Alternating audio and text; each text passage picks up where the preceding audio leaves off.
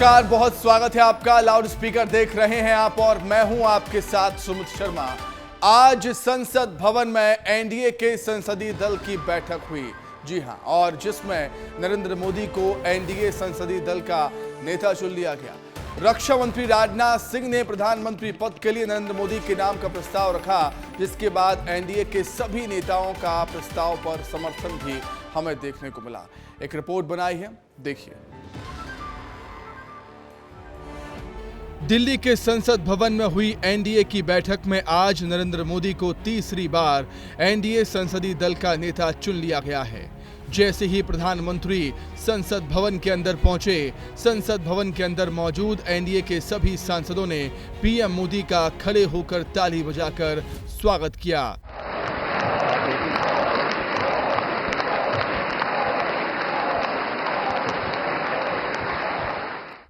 फिर पीएम मोदी ने संविधान को नमन किया और अपने माथे से लगाया।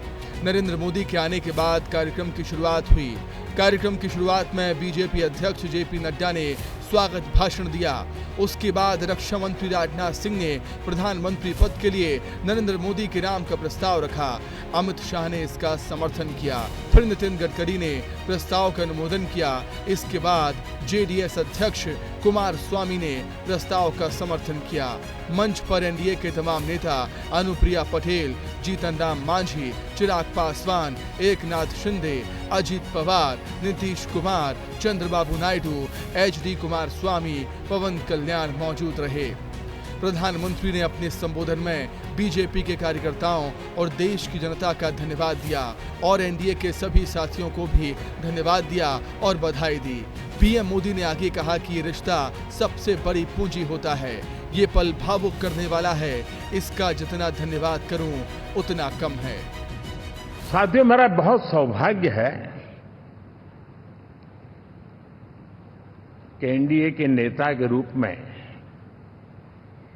आप सब साथियों ने सर्वसम्मति से चुन करके मुझे एक नया दायित्व दिया है और इसके लिए मैं आपका बहुत बहुत आभारी हूं। वहीं कार्यक्रम की शुरुआत में बीजेपी के राष्ट्रीय अध्यक्ष जेपी नड्डा ने प्रधानमंत्री मोदी की दिल से तारीफ की।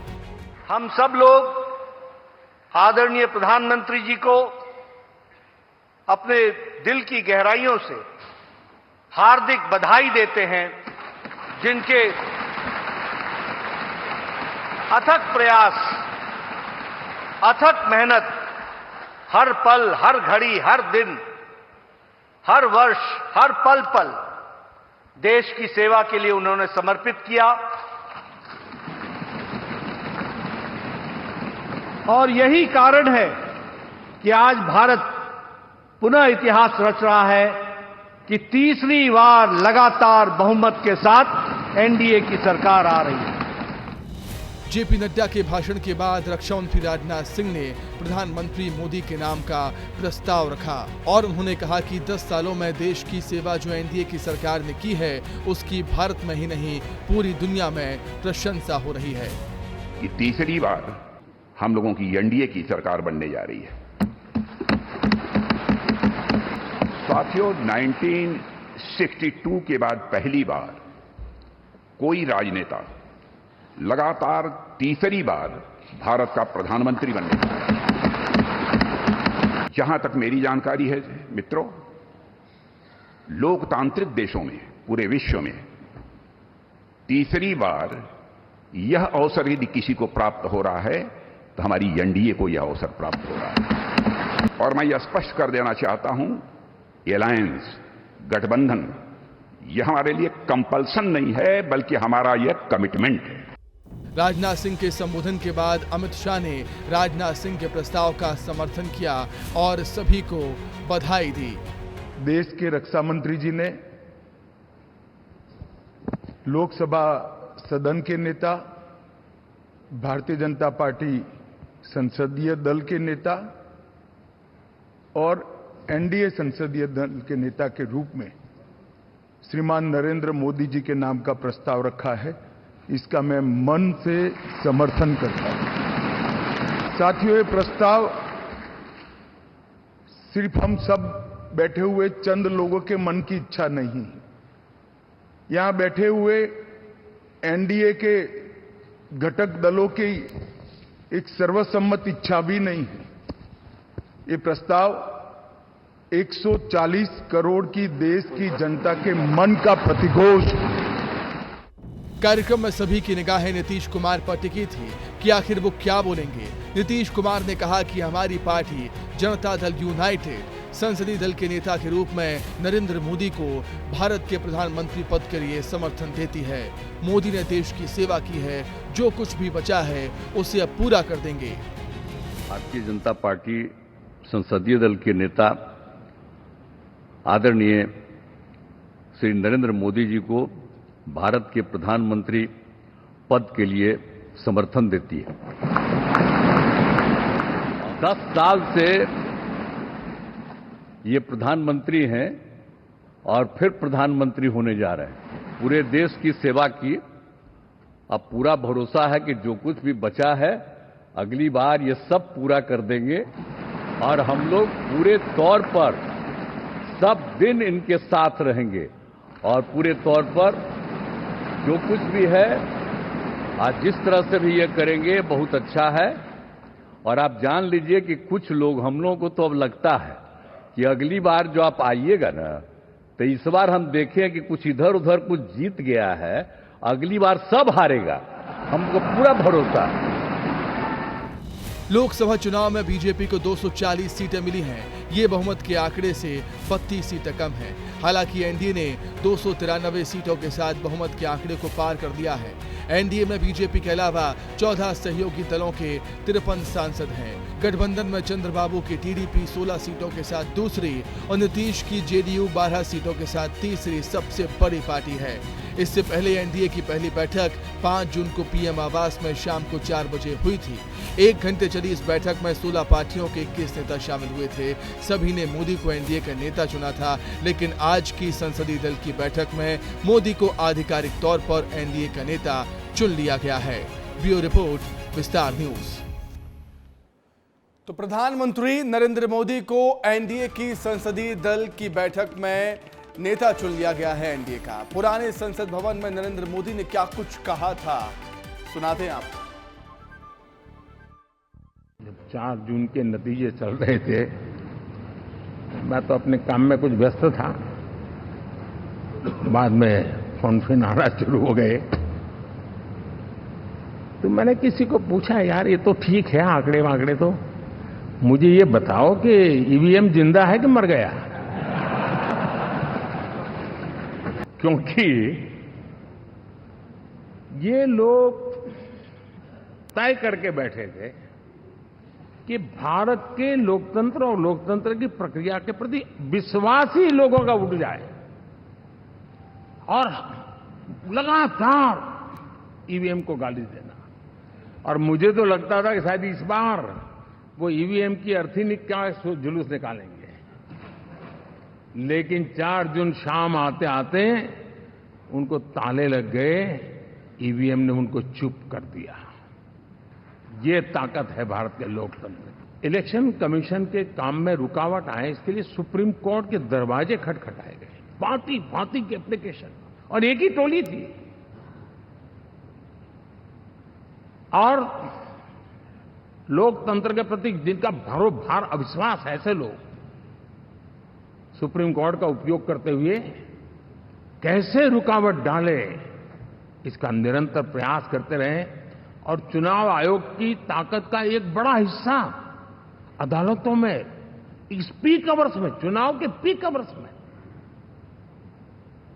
यानी कितनी निराशा लेकर के ये लोग मैदान में आए थे कि उन्होंने पूरा हमला उसी इंस्टीट्यूट पे लगा दो, ताकि चुनाव के कोई भी परिणाम आए हम दुनिया के सामने भारत को भी बदनाम कर लें। ये षड्यंत्र का हिस्सा था। लेकिन देशवासी जानते हैं कि न हम हारे थे न हम हारे हैं।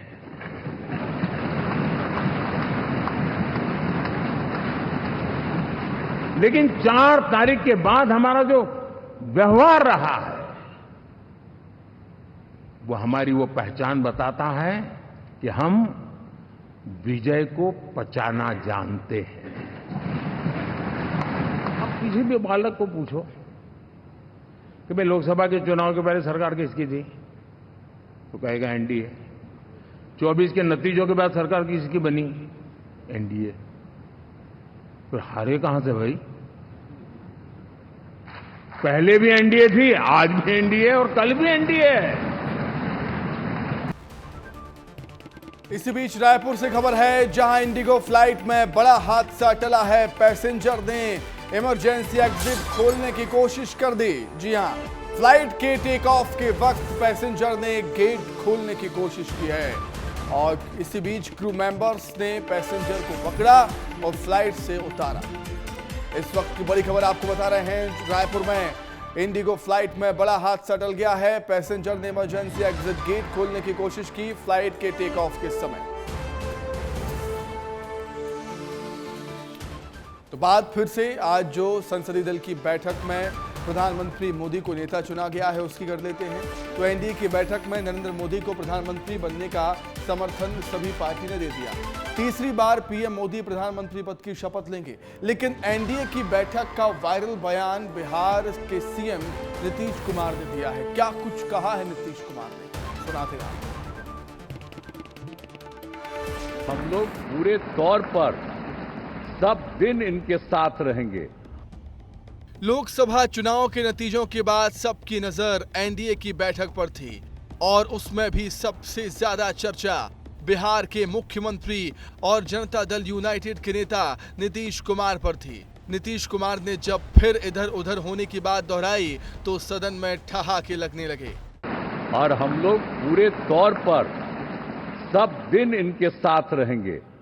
नीतीश के इस भाषण ने बिहार की उस रैली की याद दिला दी जिसमें नीतीश ने कहा था कि वो अब एनडीए के साथ हैं, अब इधर उधर नहीं होने वाले। हम आपको आश्वस्त करते हैं कि अब इधर उधर होने वाले नहीं हैं, हम रहेंगे आप ही के साथ। लेकिन कई बार पाला बदल चुके बिहार सीएम नीतीश कुमार के इन दोनों बयानों के मायने काफी अलग थे। हम लोग पूरे तौर पर सब दिन इनके साथ रहेंगे। हम आपको आश्वस्त करते हैं कि अब इधर उधर होने वाले नहीं हैं, हम रहेंगे आप ही के साथ। अब की बार उन्होंने न सिर्फ एनडीए का साथ देने की बात की बल्कि अगली बार के लिए ये भी कह दिया, जो कुछ लोग जीत गए हैं वो कोई नहीं जीतेगा। नीतीश बाबू तो पीएम मोदी के इतने मुरीद नजर आए कि उन्होंने आज ही शपथ लेने की बात कह दी। अब आप एतवार को करने वाले हैं तो हम तो चाहते थे कि आजो हो जाता तो अच्छा था। किंग मेकर की भूमिका निभा रहे नीतीश कुमार ने इशारों में बिहार के विकास की तरफ भी इशारा कर दिया। अब बिहार का भी तो सब काम हो ही जाएगा, जो कुछ भी बचा हुआ है उसको ही कर देंगे। बिहार के सीएम नीतीश कुमार ने पीएम मोदी को तीसरे कार्यकाल के लिए शुभकामनाएं दी हैं और उनके नेतृत्व में चलने की बात कही है। हालांकि बिहार विधानसभा चुनाव में बीजेपी नीतीश कुमार के नेतृत्व में चुनाव लड़ने का ऐलान पहले ही कर चुकी है। ब्यूरो रिपोर्ट, विस्तार न्यूज।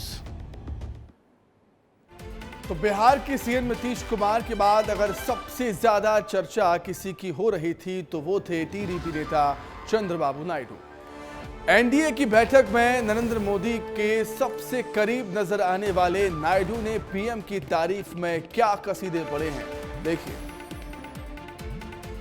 एनडीए की बैठक की अगर सबसे चर्चित तस्वीर इसे कहा जाए तो गलत नहीं होगा।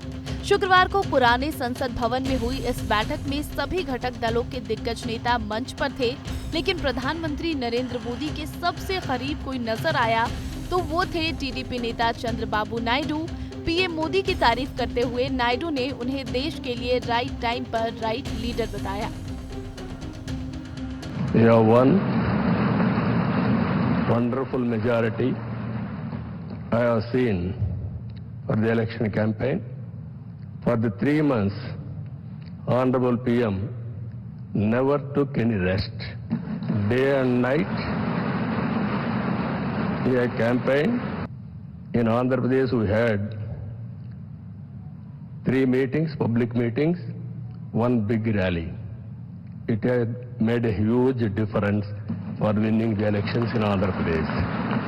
NDA government under the visionary leadership of Sri Narendra Modi ji, has taken significant initiatives in the last 10 years.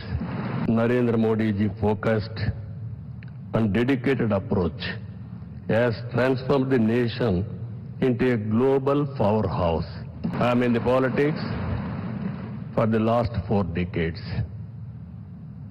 I have seen so many leaders. I can give entire credit for Narendra Modi ji for making India proud globally. I am confident. और इसी बीच एक बड़ी खबर यह है कि राष्ट्रपति द्रौपदी मुर्मू से मिलने जाएंगे पीएम मोदी। शाम को 6 बजे के बाद राष्ट्रपति से मुलाकात करने जाएंगे पीएम मोदी। इस वक्त की बड़ी खबर आपको बता रहे हैं। राष्ट्रपति द्रौपदी मुर्मू से मुलाकात प्रधानमंत्री मोदी की आज ही होनी है और समय करीब 6 बजे। 6 बजे के बाद राष्ट्रपति से मुलाकात करने के लिए जाएंगे प्रधानमंत्री नरेंद्र मोदी। खबरें ये हैं कि सरकार बनाने का दावा पेश किया जाएगा एनडीए की तरफ से। राष्ट्रपति द्रौपदी मुर्मू से आज ही मुलाकात होनी है पीएम मोदी की। आज ही उन्हें एनडीए का नेता चुना गया है। एनडीए संसदीय दल की बैठक में सर्वसम्मति से सभी नेताओं ने नरेंद्र मोदी को एनडीए का नेता चुन लिया, प्रधानमंत्री के रूप में एक्सेप्ट कर लिया है सभी दलों ने, एनडीए के सभी घटक दलों ने। और आज ही प्रधानमंत्री नरेंद्र मोदी राष्ट्रपति द्रौपदी मुर्मू से मुलाकात करने के लिए जाने वाले हैं। शाम को 6 बजे राष्ट्रपति से मुलाकात करने के लिए जाएंगे मोदी। और खबरें हैं कि आज ही सरकार बनाने का दावा भी पेश कर सकता है एनडीए। फिर 9 जून को शपथ ग्रहण समारोह भी होगा। तो राष्ट्रपति द्रौपदी मुर्मू से प्रधानमंत्री नरेंद्र मोदी की आज मुलाकात। शाम को 6 बजे के बाद राष्ट्रपति से मुलाकात करने के लिए मोदी जाएंगे। सरकार बनाने का दावा पेश किया जाएगा एनडीए की तरफ से, क्योंकि संसदीय दल की बैठक, एनडीए संसदीय दल की बैठक हो चुकी है और इस बैठक में सभी दलों ने नरेंद्र मोदी को एनडीए का नेता चुन लिया है।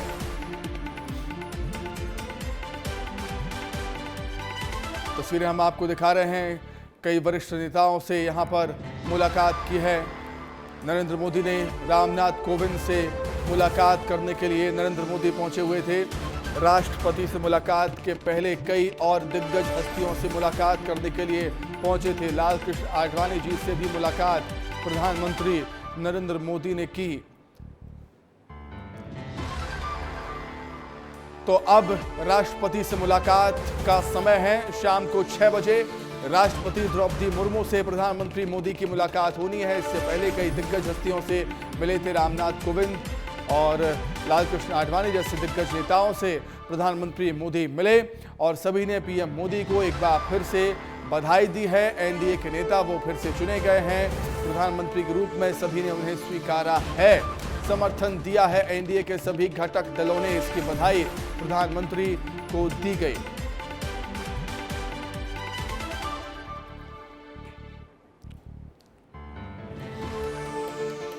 तो एनडीए के जो सभी घटक दल हैं वो बीजेपी के साथ, मतलब एनडीए एकजुट है। लेकिन जेडीयू टीडीपी की बात करें तो जेडीयू टीडीपी की कई मांगें भी हैं। सबसे पहले आपको हम जेडीयू की मांगों के बारे में बताते हैं। सूत्रों के हवाले से खबर है, जेडीयू की बड़ी मांग यह है कि बिहार के लिए विशेष दर्जा। जी हां, नीतीश कुमार जो हैं बिहार के लिए विशेष दर्जा की मांग कर सकते हैं। दूसरी बड़ी डिमांड ये रहेगी अग्निवीर योजना पर पुनर्विचार। अग्निवीर योजना जो सरकार लेकर आई थी बीजेपी गवर्नमेंट, उस पर फिर से विचार करने की मांग नीतीश कुमार की तरफ से हो सकती है।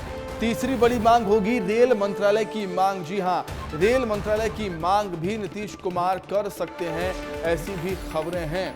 चौथी बड़ी डिमांड कृषि मंत्रालय की मांग भी जेडीयू की तरफ से हो सकती है, ऐसी खबरें निकलकर सामने आ रही हैं। वहीं पर वित्त मंत्रालय की मांग भी जेडीयू पार्टी कर सकती है। तो 3 मंत्रालय, रेल, कृषि और वित्त, ये इन 3 मंत्रालय की मांग जेडीयू पार्टी कर सकती है, नीतीश कुमार कर सकते हैं, बीजेपी के सामने रख सकते हैं, एनडीए के सामने रख सकते हैं। अब आपको टीडीपी की मांग बताते हैं। टीडीपी की क्या कुछ मांगे हैं? लोकसभा स्पीकर का पद, सड़क परिवहन मंत्रालय, ये सब मांगे टीडीपी की हो सकती हैं। तो इन्हीं सभी समीकरण को समझने के लिए हम रुक करेंगे। हमारे सहयोगी लगातार दिल्ली से जुड़े हुए हैं। अमृत तिवारी हमारे साथ संसद भवन से जुड़े हुए हैं और अनमोल हमारे साथ छत्तीसगढ़ भवन से जुड़े हुए हैं। अमृत, सबसे पहले आपके पास मैं आ रहा हूं। एनडीए संसदीय दल की बैठक हो चुकी है। प्रधानमंत्री के रूप में एनडीए के सभी घटक दलों ने स्वीकार कर लिया है नरेंद्र मोदी को। अब राष्ट्रपति से मुलाकात होगी और सरकार बनाने का दावा पेश किया जाएगा। जी सुमित, आपको बता दें कि राष्ट्रपति से ऑलरेडी जो है एनडीए के जो घटक दल हैं वो मिल चुके हैं। उनके साथ अमित शाह और राजनाथ सिंह भी थे और उन्होंने सरकार बनाने का दावा भी पेश कर दिया। अब राष्ट्रपति से प्रधानमंत्री जो है वो मिलेंगे। राष्ट्रपति ने उन्हें 6 से 7 बजे के बीच में ये माना जा रहा है कि प्रधानमंत्री का काफिला गुजरेगा और राष्ट्रपति से जो है उन मुलाकात उनकी तय है। और इसके बाद से जो प्रक्रिया होगी उनके शपथ ग्रहण समारोह को लेकर के तैयारियाँ पहले ही शुरू हो चुकी हैं। रविवार के दिन जो है प्रधानमंत्री मोदी जो है वो शपथ लेंगे और उनके साथ ही साथ सहयोगी दलों के जो कैबिनेट बनेगा उसके मंत्री भी जो है वो भी अपनी शपथ लेंगे। तो ये अभी तक की अपडेट है कि जब सेंट्रल हॉल में जो बैठक हुई थी उसके बाद से जो गतिविधि आगे बढ़ी है वो यही है कि अब जो सरकार बनाने की जो प्रक्रिया है और शपथ ग्रहण की प्रक्रिया है उसके ऊपर जो है एनडीए के तमाम जो नेता हैं उस पर अब उनका जोर है और उसी पे अब काम चल रहा है। जी सुमित। अमृत, मैं लौटूंगा आपके पास। अनमोल, मैं आपके पास आ रहा हूं। छत्तीसगढ़ भवन से अनमोल हमारे साथ जुड़े हुए हैं। छत्तीसगढ़ के भी तमाम सांसद, सीएम, दोनों डिप्टी सीएम, प्रदेश अध्यक्ष भी दिल्ली में मौजूद थे। सभी ने पीएम मोदी को मिलकर बधाई दी है। अनमोल, छत्तीसगढ़ भी इंतजार कर रहा होगा कि मोदी कैबिनेट में कम से कम एक नेता को तो जगह दी जाए छत्तीसगढ़ से।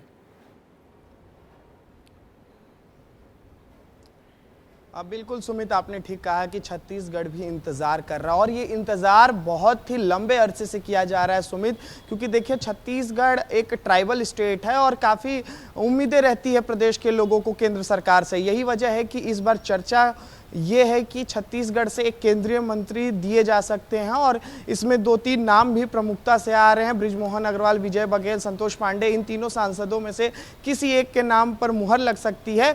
देखिए छत्तीसगढ़ से इस बार भाजपा को अच्छी खासी सीटें भी मिली है। 11 सीटें कुल होती है छत्तीसगढ़ में लोकसभा की, जिसमें से 10 सीटें भाजपा के झोली में गई है।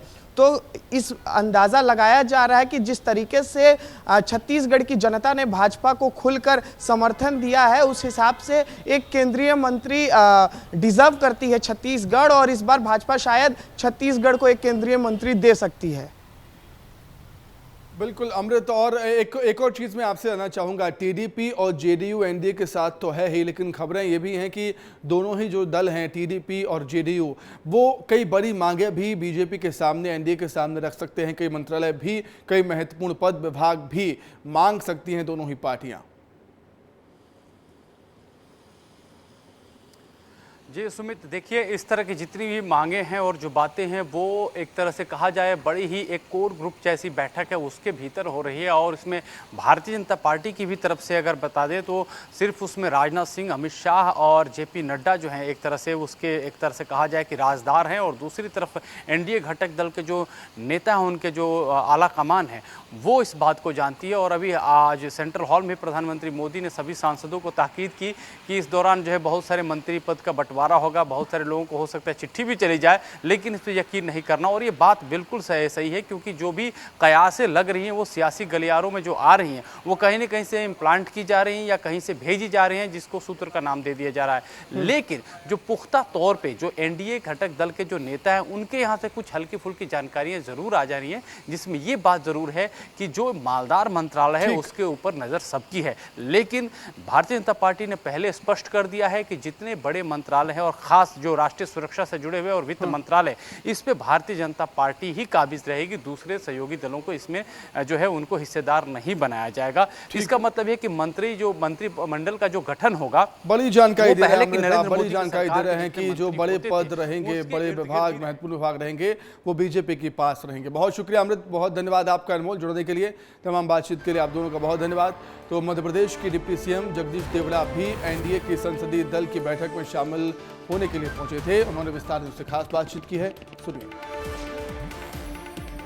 मध्य प्रदेश के उप मुख्यमंत्री जगदीश देवड़ा जी हमारे साथ में हैं। आप उस कार्यक्रम में थे जब एनडीए गठबंधन ने संसदीय दल का नेता चुना मोदी जी को, कैसा अनुभव रहा? बहुत खुशी की बात है, बहुत प्रसन्नता की बात है और गर्व की बात भी है कि देश के यशस्वी प्रधानमंत्री जी को तीसरी बार फिर नेता के रूप में चयन किया है और एनडीए ने पूरी तरह से प्रस्ताव रख करके और आज उनको नेता के रूप में चुना है।